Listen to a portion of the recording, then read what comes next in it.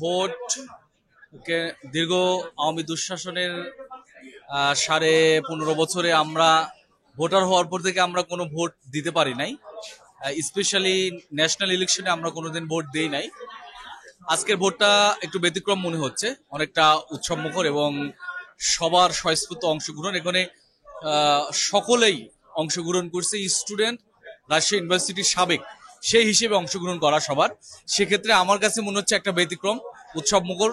এবং এই ধরনের ভোট পরবর্তী যে বিভিন্ন ইলেকশন আছে, জাতীয় ইলেকশন এবং স্থানীয় সরকার নির্বাচন সহ নানা ইলেকশন আছে, সেই সকল ইলেকশনের এটা একটা মডেল হতে পারে বা এটা থেকে নমুনা হিসেবে আমরা নিতে পারি। এটা খুবই চমৎকার একটা উৎসবমুখর ভোট। আমি নিজের ভোটটা প্রয়োগ করেছি, একজন ভোটার হিসেবেই মূলত আমি এখানে আসছি এবং ভোট দিয়েছি। অনিয়মের সম্ভাবনা এখন পর্যন্ত আমরা দেখছি না, কোনো সম্ভাবনা নাই। তবে অনিয়ম না, কোনো অপ্রীতিকর ঘটনা ঘটে কিনা এখন পর্যন্ত আলহামদুলিল্লাহ ভালো। আমাদের ভিতরে তেমন মানে অপ্রীতিকর ঘটনা বা অনিয়মের কোনো আশঙ্কা আমরা দেখছি না। জি।